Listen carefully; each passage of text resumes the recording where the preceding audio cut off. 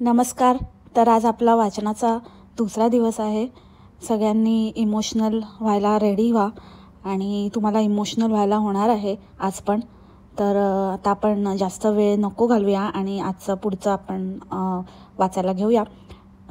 कसं असतं ना, आम्हाला अशा कॉमेंट करत जाऊ नका. आता तुम्हाला मम्मीच्या हातावर नेहमी मेहंदी दिसते. तिची इच्छा अपुरी राहिली आहे. कधी तिला मेहंदी लावायला मिळाली नाही, म्हणून ती पूर्ण करण्यासाठी ती सतत मेहंदी लावत असते, सतत हाताला मेहंदी लावून बसते. जे तिला तेव्हा करायला मिळालं नाही ते ती आता रोज करणार आहे. आणि आम्ही पण त्यासाठी मम्मीला नेहमी पुश करत असतो की मम्मी काही हरकत नाही, तू लाव, का तुझ्या हाताला मेहंदी छान दिसते, तुला तेव्हा नाही मिळाली पण आता तू मेहंदी लाव आणि भाजी विकायला जा, काय नाही, चांगलं वाटतं. तर त्यासाठी ती मेहंदी लावते. तर तुम्ही असे काही अर्थ काढू नका आणि असं उगाचच कमेंट करू नका. माझ्या मम्मीला नाही मिळालं मेहंदी काढायला तेव्हा, म्हणून जी गोष्ट तिला तेव्हा करायला मिळाली नाही ते ती आता नेहमी करणार आहे, रोज करणार आहे, शेवटपर्यंत करणार आहे. आणि त्यासाठी आमचा पूर्ण तिला आमची साथ असणार आहे. सो त्यासाठी मेहंदी लावते. कारण आम्हाला असे खूप कमेंट येतात की तुझी मम्मी रोजच मेहंदी लावून बसलेली असते, रोजच हाताला मेहंदी असते, रोज कोणाच्या लग्नाला जाते. तर लग्नाला जाण्याचा प्रश्न नाही आहे, तिची हौस पूर्ण करते ती. आणि हौशी आहे आमची मम्मी, त्याच्यामुळे तिला हौस आहे मेहंदी काढण्याची, ती काढते मेहंदी. सो प्लीज अशा कमेंट नका करत जाऊ. आणि आता आपण कुठे होतो तिथून आपण सुरू करूया चॅप्टरला. आता पुढचं अंकात आता काय काय होणार आहे ते तुम्हाला आवडणार आहे. आणि जास्तीत जास्त हा व्हिडिओ शेअर करा, जास्तीत जास्त लोकांपर्यंत पोचवा. आणि त्याच्यामुळे कसं बऱ्याच मुलींना प्रेरणा मिळेल, त्यांना माझ्या मम्मीसारखं होण्याची प्रेरणा मिळेल. कसं तिने स्ट्रगल केलं ते त्यांच्यापर्यंत पोचेल. आणि त्यांनाही कसं, ज्यांना वाटतं की आपण काहीच करू शकत नाही, तर त्यांना वाटेल की आपण असं पण उद्योग करू शकतो, असं पण आपण इतके हुशार आहोत, आपण पण अशी हुशारी करू शकतो. तर ती कशी आणि काय हुशारी केली माझ्या मम्मीने, तर ते आता आज तुम्हाला कळणार आहे. तर चला. सो आता त्याला आश्रमात ठेवला होता. तर बरेच लोक असं म्हणतात की तुम्ही त्याला आश्रमात ठेवला म्हणून तो असा वागतो आणि म्हणून तो असा करतो तुमच्याशी. तर अशा कमेंट करू नका. तर हे बरोबर नाही आहे. असं मजबुरी होती म्हणून ठेवलं त्याला आश्रमात. नाहीतर असं कोणत्या आईचा जीव असा राहतो आश्रमात ठेवायला मुलाला. तर काहीतरी असेल आणि ते बरंच आहे त्याचं केलं म्हणून आज आम्ही इथे आहे, नाहीतर आम्ही कुठे असतो. पण तेच आहे. तर त्यामुळे असं कमेंट करू नका की तो असा वागतो कारण तुम्ही त्याला आश्रमात ठेवलं. मला ह्याच्यावरती एक बोलायचं आहे. आता मी तुम्हाला ह्याचं एक्सप्लेनेशन देते. जसं हे कसं मराठीतच वाचतात, ते मराठीत तोडकं मोडकं वाचतात, विचित्र वाचतात आणि त्यामुळे आपल्याला ते समजत नाही आणि त्यामुळे त्यांना तेच वाचलेल्याचंच एक्सप्लेनेशन द्यावं लागतं, ती गोष्ट वेगळी. पण आता मी तुम्हाला असं म्हणजे हे गाथा सांगणार आहे, जेवणगाथा, आणि जेवणगाथेचं मध्ये थोडं एक्सप्लेनेशन देणार आहे माझ्या अँगलने, म्हणजे मी काय विचार केला त्या बाबतीत तसं. तर कमेंट करू नका आणि तो असा वागतो आणि तुम्ही त्याला ठेवलंत म्हणून तो असा वागतो. तर ह्यामध्ये मला 2 गोष्टी दिसतात. एक तर पहिली गोष्ट, एवढं तान्हं बाळ म्हणजे ज्याला आपण टॉडलर म्हणतो, तर अशा बाळाचा असा काय खर्च असणार आहे. आणि ही तर मिशी तर एकदमच लहान होती आणि हिला कुठून पण तरी आपला स्ट्रगल काही नाही आहे असं लोकांना वाटू नये म्हणून उगाचच माझ्या ताईने पण खूप भोगला आहे. तिला पण तिथे खूपच त्रास होत होता, तिला पण मुली त्रास देत होत्या, तिचं पण वेगळं, तिचं पण असं स्ट्रगल आहे. आणि मला पण ठेवलं होतं माझ्या मावशीकडे आणि तिथे माझं पण लहान एवढं असताना मम्मीने ठेवलं होतं. तर माझं पण थोडंसं स्ट्रगल आहे. पण मम्मी फक्त मण्यारचंच सांगते. आज नागपंचमी आहे, मण्यारला दूध पाजण्याची आज वेळ आहे. तर त्यासाठी आज मण्यारचा परत उल्लेख करते म्हणून मी मण्यारची स्टोरी घेऊन आलेली आहे. तर मण्यारचं स्ट्रगल फक्त मण्यारचं नाही आहे, आम्हा सगळ्यांचं पण आहे, आमच्या दोघींचं पण आहे. जरी ह्याच्यामध्ये मम्मीने जास्त सांगितला नाही आहे, फोकस आम्ही मण्यारवर ठेवला आहे, पण आमचा स्ट्रगल पण काही कमी नाही आहे. तर एवढ्या लहान मुलांना मुळातच असं आश्रमात आणि इथे तिथे ठेवण्याची गरजच काय होती. आणि जेव्हा की हिचे आईवडील स्वतः हिच्याबरोबर राहत होते, तर ते सांभाळत होते. तर त्यांच्या हातनं काढून घेऊन हिने त्यांना आश्रमात वगैरे ठेवायला सुरू केलं. आणि दुसरी गोष्ट, नवऱ्यापासून वेगळं राहण्याचा निर्णय हा सर्वस्वी तुमचा होता. तुम्ही तो डिसिजन घेतला होता. आता तो बरोबर होता, चुकीचा होता, त्याच्याबद्दल मला काही बोलायचं नाही आहे. पण काही बायकांच्या बाबतीत अनफॉर्च्युनेट गोष्टी घडतात. म्हणजे त्यांचा नवरा जातो, अकाली जातो वगैरे, आणि मग ते आपल्या मुलांसकट एकट्या पडतात. त्यावेळेला ते असं नाही करत. तेव्हा ते त्यांना घेऊनच पुढे जातात, त्यांना घेऊनच राहतात, त्यांना घेऊनच कष्ट काढून दिवस काढतात. सो मला असं वाटतं की आपण जे डिसिजन घेतो त्या डिसिजनची रिस्पॉन्सिबिलिटी पण आपणच घेतली पाहिजे. आणि राहिला प्रश्न लोकांनी अशा कॉमेंट करण्याचा, तर ऑब्व्हियसली त्या कॉमेंट मागे तथ्य आहे, ते तुमच्या समजण्याच्या बाहेर आहे. तुम्ही तुमच्या तेवढेच जी तुमचा शॅलो माइंडसेट आहे ना, तिथपर्यंतच तुम्ही विचार करता, त्याच्या बियॉन्ड तुम्ही जात नाही. तो तुमचा प्रॉब्लेम आहे. लोक अशा कॉमेंट करतात, त्यांना असं वाटतं कारण ऑब्व्हियसली माणसाची जी आपण म्हणतो एक मेंटॅलिटी, एक ह्युमन टेंडन्सी आहे की जास्तीत जास्त काळ आईपासून लांब राहिल्यामुळे, किंवा आपली आई आपल्याला समजून नाही घेऊ शकली, आपल्या आईने आपल्याला दूर केलं, आपल्या आईने आपल्याला लांब ठेवलं, ही भावना कुठेतरी लहानपणीच बालमनावर आघात झाल्यामुळे, बालमनावर परिणाम झाल्यामुळे ते त्याच्या मनामध्ये ती भावना रुजली आहे. त्यामुळे मे बी त्याचा इमोशनल कनेक्ट नसेल. आता तुम्ही अचानक म्हणाल की अरे मी तुझ्यावर इतकं हे केलं आणि तुझ्यासाठी केलं, तुझ्या चांगल्यासाठी केलं, पण तरीही तो अचानक कनेक्ट डेव्हलप करणं इज व्हेरी डिफिकल्ट. आणि तो लहानपणीच व्हावा लागतो. तर लहानपणी त्याला ते प्रेम, तो सहवास न मिळाल्यामुळे कुठेतरी, हां ऑफकोर्स तुमची मजबुरी आहे, पण ते ऑटोमॅटिकली ते तसं झालेलं आहे. आणि कदाचित त्याचा इमोशनल कनेक्ट जो आहे तुमच्याबरोबर तोच राहिलेला नाही आहे, आणि त्यामुळे कदाचित तो असा वागतो, किंवा त्याला तो बेफिक्र आहे, त्याला नाही एवढं काही तुमच्याबद्दल वाटत, हे असू शकतं.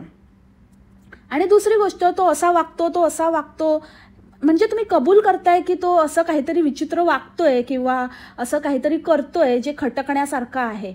सो ही हुशारी जी आहे, ही मिशाची, ही जी चलाकी आहे, जे बाकी हिला एक धड शब्द वाचता येत नाही, पण हे मध्ये मध्ये हे पिल्लू सोडणं, रीड बिटवीन द लाईन्स करणं, हे सगळं ही बरोबर हुशारीने करत असते. आणि दुसरी गोष्ट, अशा कमेंट करू नका असं प्रत्येक वेळेला सांगण्याआधी ही स्वतः काय करते ते कधीतरी हिने स्वतः पडताळून बघितलं पाहिजे. ही स्वतः माती खाते आणि स्वतः हिच्या अंगामध्ये खूप किडे आहेत. त्या दिवशी जेव्हा मी कम्युनिटी लावली त्याच्यानंतर या बाईने पिन कॉमेंट काढली, पण त्याच्या आधी तिथेच ती पिन कॉमेंट होती, आणि ही अशा कॉमेंट हेरून पिन करते आणि अशा सगळ्या कॉमेंट्सना हार्ट देते. व्हेअर ॲज ज्या मनाच्या फेवरमध्ये कॉमेंट्स असतात त्या कॉमेंटला ही हार्ट पण देत नाही, म्हणजे रिप्लाय करणं तर दूरचीच गोष्ट, साधा हार्ट पण देत नाही.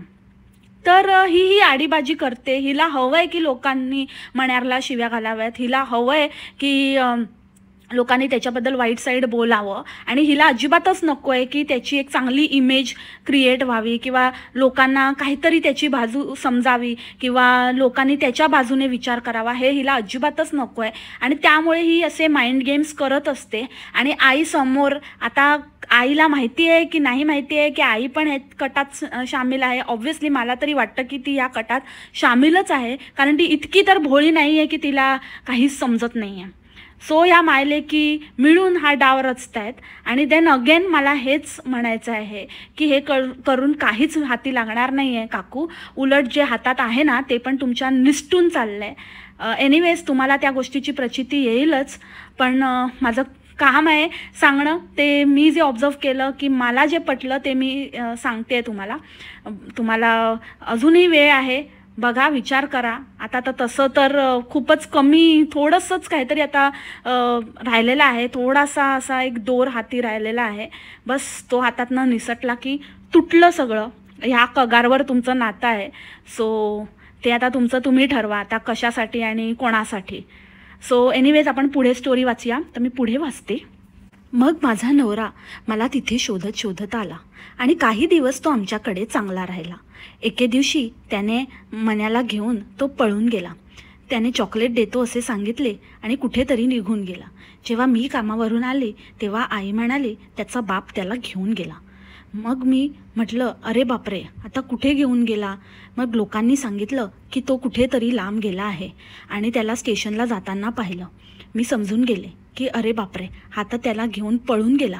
माझा पहिला प्रश्न डोक्यात आला की एवढी आता सुट्टी, दिवाळीची ऐन दिवाळीची सुट्टी संपत आलेली आहे. मला मण्यारला परत आश्रमात सोडायचे आहे आणि हा आत्ताच कुठे नेमका घेऊन गेला. आता सुट्टी संपेपर्यंत ह्याने परत आणून दिलं तर बरं, नाहीतर मग मी आश्रमात कसा सोडू मण्यारला. अरे वा, म्हणजे काय काकूंचं डोकं कसलं भारी आहे रे. खूपच इमोशनल आहे मंडळी, खूपच आम्ही सगळी इमोशनल आहोत. आम्ही खूपच इमोशनल आहोत म्हणून आम्हाला सारखं रडायला येतं. माझी दीदी पण अशीच आहे, ती पण खूपच इमोशनल आहे. आम्ही सगळे इमोशनल आहोत, खूप जास्त इमोशनल आहोत, म्हणून आम्हाला सवयच आहे असं रडायला येतं आम्हाला लगेच. अरे काय कसले काय इमोशनल आहे. एक नंबरच्या मगरमच्छचे आसू आहेत ते, घोणसके आसू. नागपंचमीच्या शुभेच्छा काकू. म्हणजे एखादी आई लिटरली, म्हणजे जसं कळेल, जसं आपल्याला खबर लागेल की अरे असा एक माणूस, ज्या माणसाचं काही खरं नाही आहे आणि अट्टल बेवडा आहे आणि काही करू शकतो, तो कुठे घेऊन गेला माझ्या मुलाला. आणि काय काय करणार तर नाही ना तो माझ्या मुलाबरोबर, आणि तो पळून तर नाही गेला ना माझ्या मुलाला घेऊन. माझं मूल मला कधी परत मिळेल, कसं परत मिळेल, कुठल्या अवस्थेत परत मिळेल, ते व्यवस्थित असेल ना, हे सगळे प्रश्न घोंगावले पाहिजेत. हे सगळे प्रश्न ते तिच्या डोक्यात येतील एका नॉर्मल आईच्या. तर हिच्या डोक्यात काय आलं की तो सुट्टी संपत आली आहे आणि त्याला आश्रमात परत द्यायचं आहे, तर मग आता कुठे घेऊन गेला, आता आश्रमात परत नेण्याची वेळ आली आहे, तर आता मी आश्रमवाल्यांना काय सांगू. अरे देवा, म्हणजे तुम्ही विचार करा, ही बाई त्याच्याकडनं इमोशनल आणि बॉन्डिंग आणि या सगळ्या गोष्टीची अपेक्षा करते, जिच्या बोलण्यातनं हिच्या स्वतःमध्येच ते कुठेतरी लॅक होतं आहे आणि हिला स्वतःलाच ते नाही आहे टुवर्ड्स हिम. आणि हिला असं वाटतं की त्याने तो कनेक्ट ठेवावा, त्याने हिच्याशी तसं बॉन्डिंग असावं.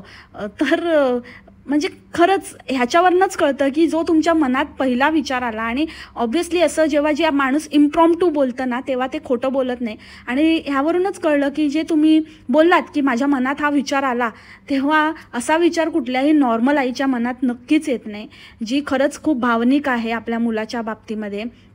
आणि खरंच तिला आपल्या मुलाची काळजी आहे. तुम्हाला तर काय काळजी नव्हती, तुम्हाला मला वाटतं कधी त्याला आश्रमात नेऊन सोडते असं झालं होतं. त्या आश्रमवाल्यांना काय उत्तर देणार. अरे बापरे, आपल्या मुलापेक्षा आश्रमवाल्यांची जास्त चिंता काकूंना. फेका काकू. आता मी पुढे वाचते. मग तो आम्हाला सापडला, योगायोगच म्हणावा की काय. मग पोलीस चौकशीमध्ये घेऊन गेले. अरे पोलीस चौकी असतं ते, पोलीस चौकशी काय असतं. आणि मग त्यांनी मला माझा मुलगा परत दिला. मग तो माझ्या छायाछत्रेखालीच वाढला. आता हे छायाछत्रेखाली मला काहीतरी खटकत होतं, मला कळतच नव्हतं की हे काहीतरी चुकीचं वाटतंय, पण हे काय आहे. नंतर मला कळलं की छत्रछाया. आता ना, मला काल असं एक कॉमेंट आलेली, आणि मी त्यांच्या भावनांचा आदर करते, ते फेंगड्या ताईंबद्दल, की फेंगड्या ताईंना रोस्ट नको करू. ॲक्च्युली मी त्यांना रोस्ट करतच नाही आहे, पण जे काही लिहिलं आहे आणि खरंच ते त्यांच्या नजरेखालून गेलं आहे किंवा त्यांनी स्वतः लिहिलं आहे, आणि जर हे अशा प्रकारचं लिहिलं आहे तर डेफिनेटली मग डाऊट तर येणारच. म्हणजे मला अजिबातच इच्छा नाही आहे त्यांना रोस्ट करण्याची, आणि करणारही नाही आहे मी जास्त. पण अशा ठिकाणी जिथे हे असे काहीतरी उल्लेख आहेत आणि असं काहीतरी करून ठेवलेलं आहे, तिथे वारंवार मग तोच एक प्रश्न किंवा तोच एक विचार मनात येतो, आणि त्याला मी काहीच नाही करू शकत. आता त्यासाठी त्यांनी आयदर या मिशाला कॉन्टॅक्ट करावा आणि तिला सांगावं की बाई काय करून ठेवलंस हे, म्हणजे मी लिहिलंय काय, तू वाचतेस काय. किंवा जर त्यांनी असं खरंच लिहिलं आहे तर मग आता मी काय बोलू. अजिबातच माझा असा उद्देश नाही आहे, किंवा अजिबातच मला असं नाही वाटत की त्यांच्याबद्दल असं काही बोलावं. मी त्यांचा आणि तुमच्या दोघांचाही भावनांचा रिस्पेक्ट करते, बट मला नाही वाटत की असं कोण खरंच इतकं चांगलं प्रगल्भ. आणि इवन जेव्हा त्या बोलत होत्या तेव्हा कळत होतं की त्यांच्या बोलण्यातनं की किती प्रगल्भता आहे त्यांच्या बोलण्यामध्ये.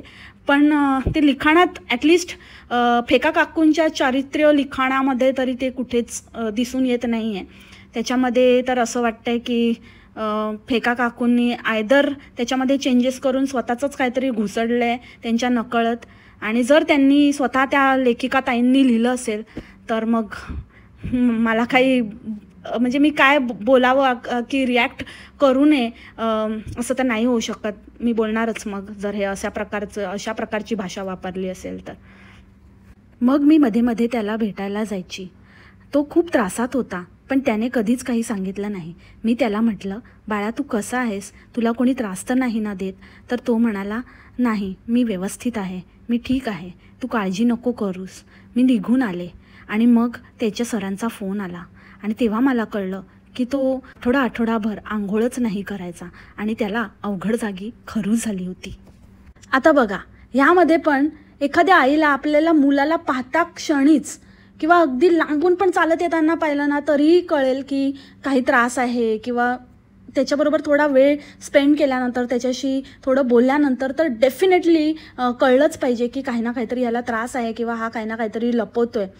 पण ना हे कधी हिच्या आईवडिलांना कळलं ना हिला स्वतःला कळलं आपल्या मुलांच्या बाबतीत. कारण हिच्या स्टोरीमध्ये ही नेहमी म्हणते की माझ्या आईवडिलांना मी कधी कळू नाही दिलं, माझ्या आईवडिलांना मी कधी कळू नाही दिलं. अरे कितीही आपण काहीही न कळू दिलं ना तरीही आईवडिलांना कळतंच. इथे जरी तुम्हाला ठेच लागली ना तरी पण ते आईला एक आपण म्हणतो ना सेन्स असतो, तर आपोआप होतो की काहीतरी झालंय किंवा काहीतरी असं बेचैनी होते. तर हे तर धडधडीत इतक्या गोष्टी घडत होत्या, पण ह्याच्या आईला कधीच असं वाटलं नाही की तिला वाटून पण तिने असं दाखवलं की मला काही कळतच नाही आहे आणि हा तू म्हणतोस चांगला आहेस तर चांगलाच असशील अशा भरोशावर. कारण हिला हवंच होतं की त्याने लांब राहावं आणि करतोय ॲडजस्ट करून राहतोय तर राहू दे अशा भावनेने तिने ते जाणून घेण्याचाच प्रयत्न केला नाही. तर अगेन जी आई आपल्या मुलाला समजून नाही घेऊ शकली त्यावेळेला, भलेही तिची मजबुरी होती, बट स्टील मला अजिबातच असं वाटत नाही की इतकी पण मजबुरी काय होती. तो घरात राहून असं किती आणि काय खाणार होता.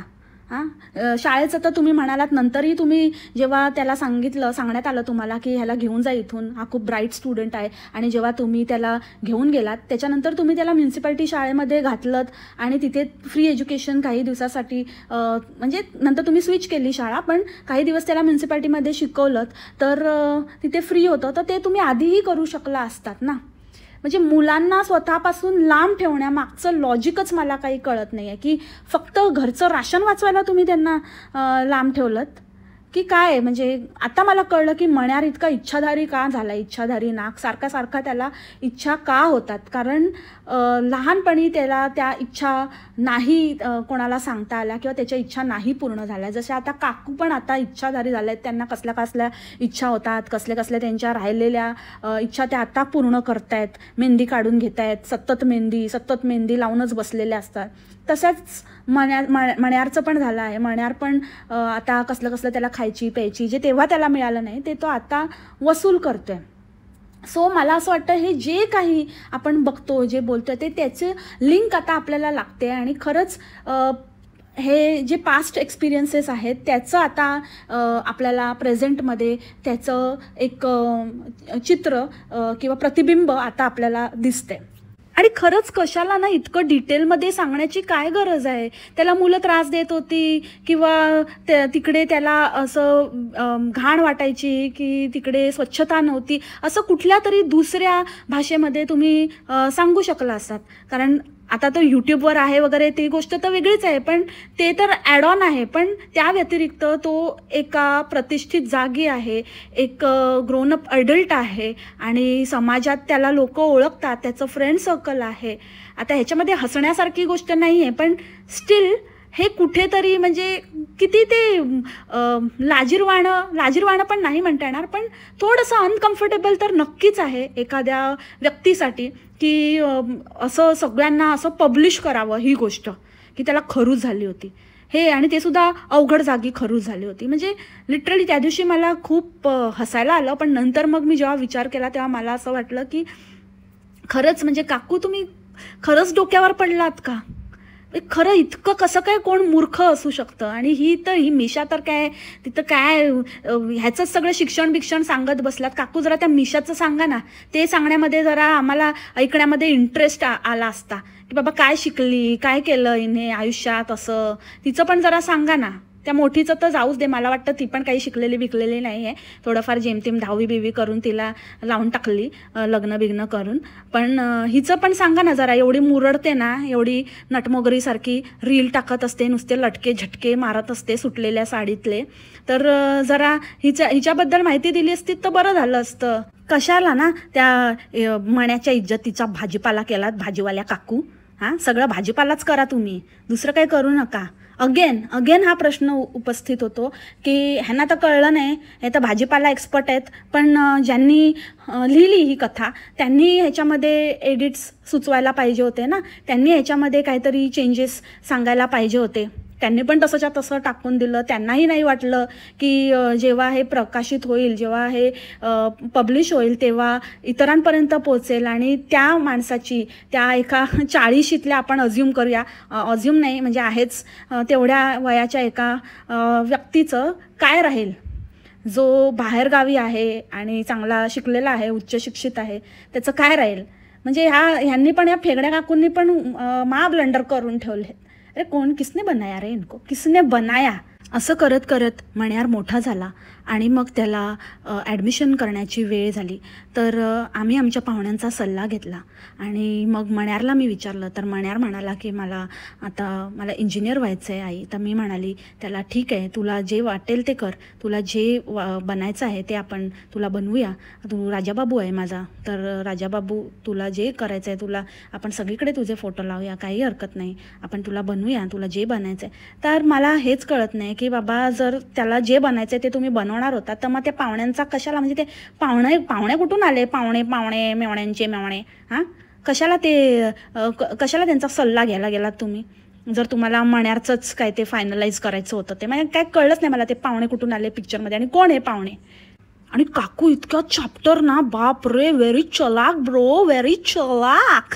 काकू एकदम म्हणजे फाटकी साडी, केस बीस विस्कटून असं एकदम भिकारीसारखं, असं काकू स्वतः म्हणाल्या की मी एकदम असं भिकारी अवतारामध्ये असं केस बीस विस्कटून असं जायची. मी फाटकी साडी नेसली, केस विस्कटले आणि मी गेली आणि मग तिथे जाऊन दोन्ही वेळेला, इंजिनिअरिंगच्या वेळेला पण आणि पहिले जेव्हा त्यांना कॉलेजमध्ये ॲडमिशन घ्यायचं होतं तेव्हा पण, दोन्ही वेळेला असंच करून गेल्या. आणि तिकडे असं एकदम मी गरीब आहे, एकटी आई आहे, अबला ह्याच्यावरूनच कळलं तुम्हाला काकू कसल्या आहेत.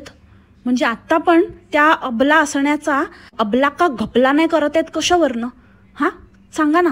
काकूंना तर पहिल्यापासूनच प्रॅक्टिस आहे. मग मण्यार इंजिनियर झाला, त्याला एके ठिकाणी चांगली नोकरी मिळाली, 60 लाखाचं पॅकेज मिळालं. 60 लाखाचं, अरे 60 लाख बाई, तू काय गिनती येते का, गिनती, हां काय तुला मोजता बिजता येतं. आणि बॅक देन इन 2010मध्ये पहिलीच नोकरी 60 लाखाची. अरे म्हणजे तू नंतर म्हणाली असतीस काही एक्सपिरियन्स नंतर, म्हणजे किती नेक्स्ट लेवलची बोबड कांदा आहे रे. हां 7 म्हणायचं का तुला, 60 म्हणतेस ती. आणि असं कोण पॅकेज आणि हे सगळं असं सांगतो ओपनली. म्हणजे तुम्ही परमिशन घेतली का त्याची, की हे सगळं सांगायचं आहे की नाही सांगायचं आहे. अरे तोंडाला येईल ते बडबडता, काही चाललंय तुमचं, खरूज काय, 60 लाखाचं पॅकेज काय आणि कपडे काय आणि काय करायचा काय, असाच होता आणि तसंच झालं आणि मग त्याचे बापच असा होता आणि तसं होता. म्हणजे ते वडील तर गेलेच, त्यांचं तर जाऊच दे, ते परमिशन घ्यायला तर ते नाहीच आहेत, पण जे जिवंत आहेत त्यांची तरी परमिशन घेतली तुम्ही की बाबा मी हे सांगणार आहे. म्हणजे काय लेवलची माणसं आहेत हे लोक. काय असतं, काय कॉन्फिडेन्शियलिटी काय असते की नाही आहे. आपलं काही उचलायचं आणि आपली जेवणगाथा सांगायच्या चक्करमध्ये दुसऱ्याचे पूर्ण भाजीपाला, म्हणजे बस आयुष्याचा भाजीपाला झाला हो काकू तुमच्या. आता बस करा, नाहीतर तो मण्यार आहे ना, खरंच असं म्हणजे काय केलं पाहिजे त्यांनी, कोणाच्या नाही डोक्यात जाणार. मला फक्त मी थर्ड पर्सन म्हणूनच माझे होते डोक्याची मंडई. तर त्याचं काय होत असेल, त्याला पण वाटत असेल. आजकालची मुलं तो तसलाच आहे म्हणून गप्प तरी आहे. आत्ताचा कोण असला असता ना, आजकालची मुलं ऐकून नसतं घेतलं, बरोबर केलं असतं. आता एवढीशी चिल्ली पण बोलतात की आमचं पण ओपिनियन आहे, आम्हाला पण आवर ओपिनियन मॅटर्स आणि आम्हाला विचारा काय असेल तर. फोटो पण आईवडील घेत नाहीत, फोटो पण पब्लिश करत नाही. DBSवाले थुकरट आहेत, येड्या राऊंडचे, तर त्यामुळे ते करतात, ती गोष्ट वेगळी आहे. पण सेन्सिबल माणूस आजकाल प्रत्येक गोष्टीसाठी, छोट्या छोट्या गोष्टीसाठी समोरच्याच्या भावनांचा, त्याला आवडेल नाही आवडेल त्याच्या परमिशनचा विचार करतो. आणि तुमचं काय आहे, तुम्ही सर्व उचललं आणि टाकलं, आपलं छापलंय अगेन. त्या फेगड्यांनी तरी सांगायला पाहिजे होतं. तुम्ही तर हुशार आहात ना. मग असं मुलाचं पॅकेज बिकेज सगळं आपलं टाकून दिलं. विचारलं होतं त्याला, विचारलं तुम्ही ह्या फेकाला की हे टाकलेलं त्याला चालेल का? आणि लोक त्याला नावं ठेवत आहेत. का नावं ठेवत आहेत? हिला धरा, हिला बोला, हिने काय कमी कांड करून ठेवले का? नको ते उगाचच काहीतरी सांगून आपलं रायता फैलावून ठेवलं. कितीतरी ह्या गोष्टीचा किती अफेक्ट होऊ शकतो, किती परिणाम होऊ शकतो, कुठल्या लेवलवर ह्या सगळ्या गोष्टी जाऊ शकतात. कधी विचार केला आहे तुम्ही? नाही होत ती गोष्ट वेगळी आहे. तर तुमच्या नशिबाने तुम्हाला आजूबाजूला लोक चांगली मिळाली आहेत म्हणून बरं आहे.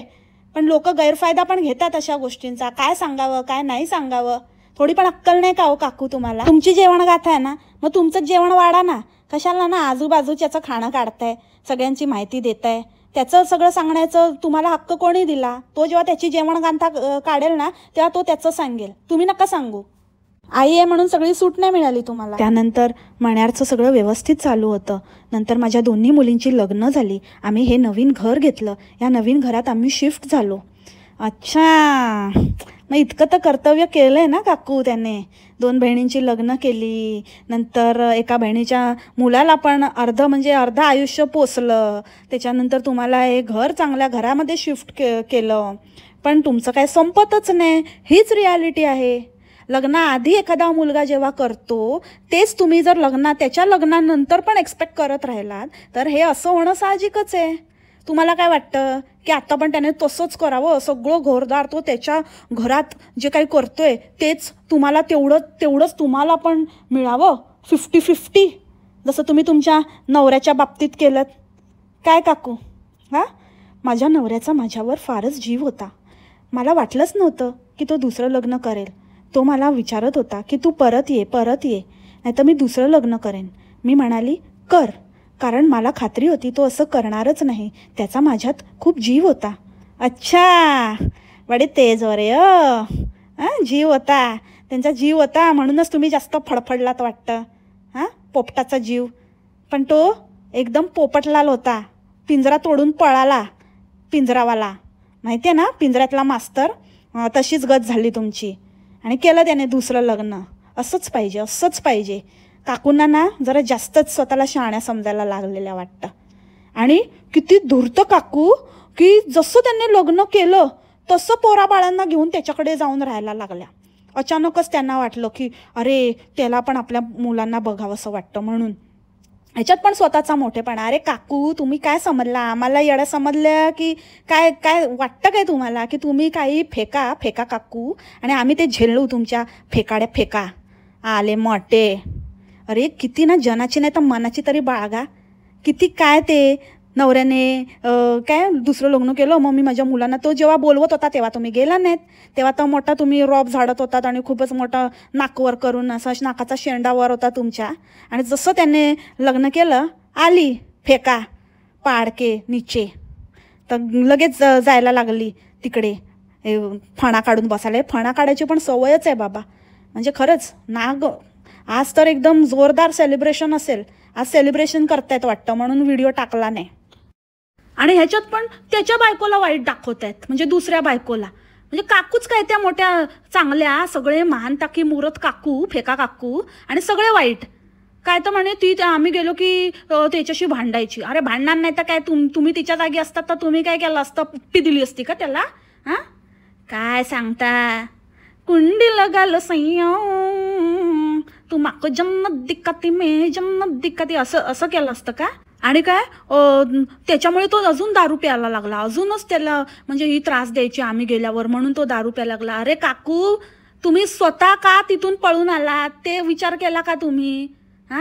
तुम्ही काय सांगितले? म्हणजे इतकं खोटं बोलायचं खानदानी सवय. आता तर कन्फर्म आहे खानदानी सवय. सहज म्हणजे तोंडातनं खरं निघतच नाही. स्वतःच सांगितलं आधी एवढी कर्म काळणी पाकवलं आमच्या कानांना त्रास. तो डॉगू बघा बिचारा, अश्रू येत नाहीत त्याचं निर्जीव आहे म्हणून, पण मनातल्या मनात असा सिसकतोय बिचारा. हो रे हो मी समजू शकते रे तुझ्या भावना. काय बोलायचं, तुला तर तोंड दाबून बुक्क्याचा मार. देत आहेत हे दोघे तिथे बसून. कानातनं रक्त येत असेल ना तुझ्या अदृश्य. खरंच काय म्हणावं या बायकांना. सो मण्यारने तेवढं तरी केलं हे तर आपल्याला कळलंच आहे ह्यांच्या ह्या जेवणगाथेमधून. आणि जर तो आता त्यांच्या मुलींबरोबर किंवा त्याच्या बायकोबरोबर सुखाने राहत असेल, त्याला जर असं वाटत असेल की जे मी भोगलं आहे किंवा जे माझ्या आईने भोगलं आहे ते माझ्या बायकोने भोगू नये, माझ्या मुलींनी भोगू नये आणि त्यांनी एक चांगली लाईफ त्यांना मिळावी आणि ते मी देणार आहे. कारण नेहमी मी आधी पण एकदा हे बोलली होती की एखाद्या एक्सपिरियन्सचे ना 2 परिणाम होऊ शकतात. एक तर त्याच्यातनं काहीतरी चांगलं होऊ शकतं, नाहीतर काहीतरी वाईट होऊ शकतं.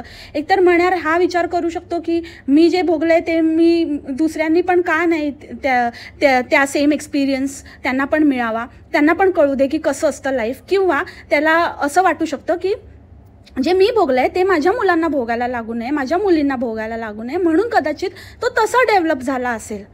सो ह्या सगळ्या गोष्टी त्याला कारणीभूत आहेत. आणि जर त्या बाईच्या म्हणजेच बोंबडीच्या नशिबात ते असेल, जर तिला तिचं नशीब चांगलं असेल आणि तिला ते मिळालं असेल, तर ते कोणीच तिच्यापासून हिरावून नाही घेऊ शकत. आणि राहिला प्रश्न काकूंचा, जर काकूंचे सॅक्रिफायसेस आणि काय तर ते अगेन ते प्रत्येक आईवडिलांचं कर्तव्य असतं. काहींना खूप हार्डशिपमधनं ते पार पाडावं लागतं, काहींना इझिली ज्याच्या त्याच्या ह्याचे लेवलचे स्ट्रगल प्रत्येकाच्या आयुष्यात असतात. आणि शेवटी समोरच्याने ते कितपत त्याला व्हॅल्यू द्यायचं किंवा कितपत त्याची परतफेड करायची हे आपण नाही ठरवू शकत. जितकं एक्सपेक्टेशन ठेवू तितकेच जास्त हर्ट करतात. आणि हे असं करून स्पेशली जर तुम्हाला एक्सपेक्टेशन आहेत तर ते तुम्ही समोरासमोर बोललं पाहिजेत. जे काही आहे ते एकमेकांशी सॉर्ट केलं पाहिजे. तुम्हाला जे काही हवं आहे, जे काही अपेक्षा आहेत ते त्याच्याबरोबर बोलून सॉल्व केल्या पाहिजेत, ना की असं त्याचा यूट्यूबवर बाजार मांडला पाहिजे.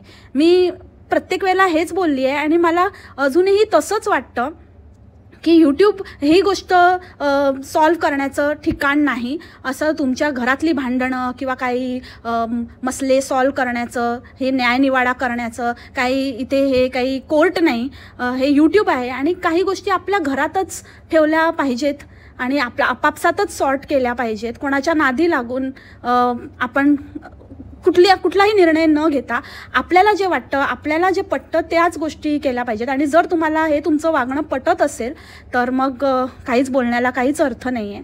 आणि राहिला प्रश्न मिशाचा, मिशा खूपच मोठे डेंगे आखते, खूपच हुशाऱ्या सांगते की आईवडील आणि आईवडिलांना बघणं असं कर्तव्य आहे, जिवंतपणी त्यांचं केलं पाहिजे.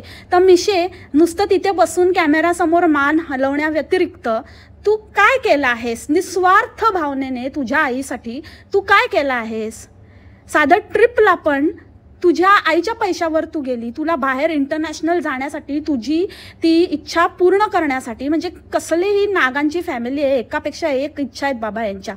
तर हिची इच्छा पूर्ण करण्यासाठी त्या काकूंनी पैसे भरले आणि हिला ट्रिप करवली. हे असले हिचे चोचले आहेत. हिचं कसं आहे ना, हिला स्वतःला काही करायचं नाही आहे, सगळं फुकट पाहिजे हिला. आणि ते नाही मिळालं की हे असे हातपाय मारायला सुरू करते, हे असे उद्योग करायला सुरू करते. हिला असं छोट्या छोट्या गोष्टीत सुख नाही आहे. मोठ्या गोष्टी तर हव्या आहेत पण ते मिळवण्यासाठी मेहनत करण्याची पण हिची तयारी नाही आहे. आणि ही दुसऱ्यांना बोलणार, ही दुसऱ्यांना सांगणार की काय केलं पाहिजे, काय नाही केलं पाहिजे. तो 61चा कार्यक्रम पण हिने न करता तेव्हा तर सगळ्यांनी मण्यारने नाही केलं तर माइंड यू ते इवन मिशीने पण नाही केलं आहे. मिशीने स्वतः कबूल केलं आहे की तो कार्यक्रम मेनली तिच्या आईने, तिथे फक्त तिने मटकण्याचं आणि काय ते फालतू डान्स करण्याचं आणि शॉपिंग करण्याचं आणि ड्रेस मेकअप हे सगळ्या गोष्टी करून बस ह्याच्यातच एवढाच हिचा सहभाग होता. आणि लोकांनी तेव्हा भरभरून शिव्या घालून घेतल्या मण्यारला.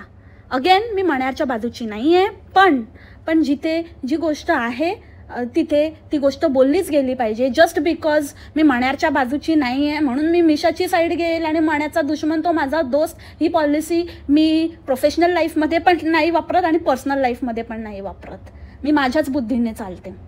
त्याच्यामुळे माझ्यासाठी सगळे समान आहेत. आणि मी असं नाही विचार करू शकत की अरे मी मण्यारच्या विरोधात आहे म्हणून मग मण्यारच्या विरोधात बोलणारे सगळे माझ्यासाठी चांगले. जर मण्यारच्या विरोधात बोलणारे पण जर तिथे मण्यार बरोबर असेल आणि समोरची व्यक्ती जर आडीबाजी करत असेल तर तिचा पर्दाफाश मी करूनच राहणार. आणि अगेन एक स्त्री असती तर तिने असंच केलं असतं, एक स्त्री असती तर तिने आपल्या मुलांना म्हणाली असती की राहू दे यांना, जाऊ दे आणि मी आपलं बघते. हे तू एका स्त्रीचं नको, स्वतःचं बोल. तू स्वतः पण तेच केलंयस. जोपर्यंत भावाच्या जीवावर चाललेलं आणि मस्त आईकडे खात पित होता तुझा मुलगा, फक्त आश्रमाच्या जागी फुकटचं खाण्याची जागा म्हणजे त्याच्या आजीचं घर होतं. फक्त फरक एवढाच होता, पण तू काही वेगळं नाही केलंयस. त्याच्यामुळे उद्या जर तुझा मुलगा तुझ्याशी असा वागला तर वाईट वाटून घेऊ नको, कारण त्याला लहानपणापासून जे दिसलंय ते तसंच तो वागणार. एकतर तो धूर्त होईल, नाहीतर मग अति चांगला होईल. या दोघांपैकी एक होईल. तुझं नशीब चांगलं असेल तर तो चांगला होईल, नाहीतर आहे तुझी टक्की टिक्की. आणि येस, मी ते कसं काय विसरू शकते की काकूने एवढा लढा दिला बापरे पेन्शनसाठी. आणि काय ते तुटपुंजे जास्त काय नाही, थोडंसंच मिळतं, पण काय म्हणजे मला काय खूप काय नाही मिळत. मग खूप काय नाही मिळत, तुम्ही एवढ्या मोठ्या होत्यात आणि एवढं तुमचं मोठे व्यापारी झाला होतात, तर मग कशाला ना एवढं मरलात? हां, कशाला एवढं ते लढा दिलात, मोठा न्यायवादी बनायला गेलात आणि चिकटलात जाऊन तिकडे. कधी न जाणाऱ्या काकू जाऊन तिकडे मग सासरी जाऊन बसायला लागल्या. हां, कदाचित तुम्हाला असं असेल कारण तुम्ही एकदमच बदला घेणाऱ्या नागिण म्हणजे घोणस आहात ना, तर तुम्ही बदलेच्या भावनाने पेटून उठला असाल आणि तुम्हाला असं असेल की बाबा मी इतकं सहन केलं आहे आणि ह्या माणसाने मला इतका त्रास दिला आहे, तर काय थोडं का असे ना मी ते निचोडूनच राहणार, ह्याच्यावर माझाच हक्क आहे. म्हणून काकूंनी हे केलं. आणि हे मोठं एकदम दानशूर करणं असल्यासारख्या सांगतात की मला नोकरीचं नको होतं. अरे नोकरीचं कशाला हवं असेल? कोण ते कशाला नोकरी बिक्री? ती कोणाला, जर माणूस 50,000 कमवते तर 5,000ची नोकरी कशाला हवी आहे? म्हणून दिली तुझ्या बायकोला, दुसरीला घे, असं करून काकूंनी एकदम देऊन टाकली. त्याच्यात पण मोठ्या लाल गंधर्व. रे काकू, अगेन तुम्ही ना काय समजता, तुमचं पब्लिक असेल आहे नाही आहेच तोत्या, पण आम्ही नाही आहे. आम्हाला सगळं दिसतं. आम्ही ना डोळे पण, कान पण, मेंदू पण उघडा ठेवून ऐकतो, बघतो. त्याच्यामुळे ना आळीबाजी करू नका आमच्याशी, समजलं का? आणि तुमचं कोण नव्हतं तर अचानक तुमच्या 61ला एवढे तुमचं कुठून गोतावळा आणलात तुम्ही, त्याच्यावरनं पण लोक म्हणत होते की ह्यांच्या सुनेकडे कोणच नाही आहे ना, तिचे सासरची माणसं वगैरे कोणच नसतात आणि काकू किती महान आहेत. पण काकूंच्या स्ट्रगलच्या वेळेला हे कुठे होते? ओ अच्छा, मोठेपणा का? अच्छा, म्हणजे काकू अशा सेट झाल्यावर, द ग्रेट फेका झाल्यानंतर मग चिकटले का तुम्हाला?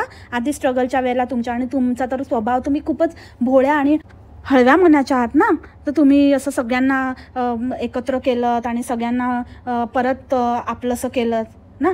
खूपच बाबा काकू द ग्रेट, फेकाची रूपरेखा, माझी जेवण गाथा. आणि काय, माझ्या आईला एकदमच काहीतरी कंट्रोल नाही व्हायचं, म्हणून मग मी तिला कमी खायला घालायची आणि तिला जास्त तिने मला खूप त्रास दिला. आणि तिचं जेव्हा ॲक्सिडेंट झालं तेव्हा मग मी तिला माझ्याकडे एक रुमाल होता, त्या रुमालात गुंडाळलं. बापरे, रुमालात गुंडाळलं, हृदयद्रावक. अगेन लेखिका काकू, काय किती एक्झॅजरेशन. हां, किती छोटं, म्हणजे आमिबा होती का आई रुमालात गुंडाळायला? कसं काय रुमालात गुंडाळली? त्यांनी सांगितलं, तुम्ही लिहिलं काय? प्रूफ रिडिंग केलं हो? अरे तो बोलेगा की बोलताय असं नका करू यार, म्हणजे नाही सहन होत मला हे असं कसं. आणि तुम्ही कमी खायला द्या नाही तर जास्त खायला द्या, ते किती पण काही बोट रिकामी असलं ना तरी पण जे काही होणार ते होणारच आहे, ते होतंच नॅचरली.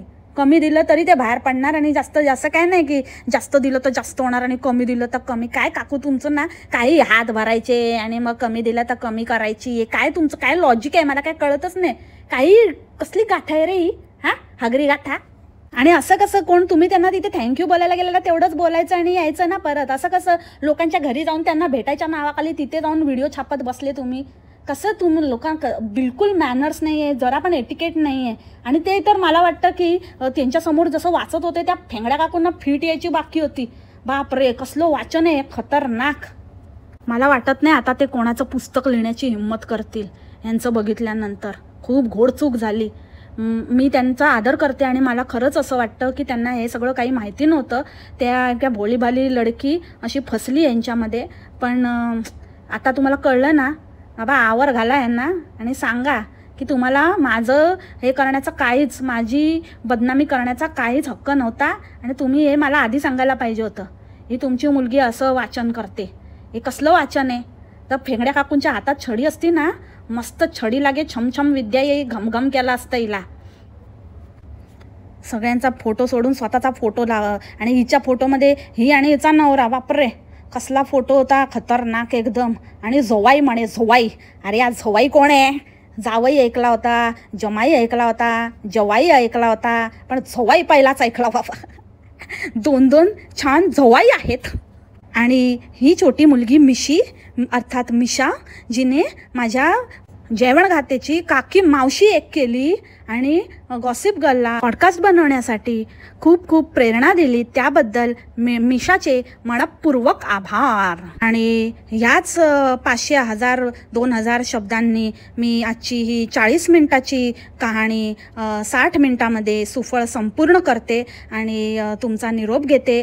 तर तुम्हाला आजची कहाणी कशी वाटली, माझी जेवणगाथा कशी वाटली, जेवण कसं वाटलं ते कॉमेंटमध्ये सांगायला नक्की विसरू नका. भेटू आपण उद्याच्या भागात नवीन विषयासोबत. तोपर्यंत खा प्या मस्त राहा आणि स्वस्थ राहा. Take care. बाय. मासलाम.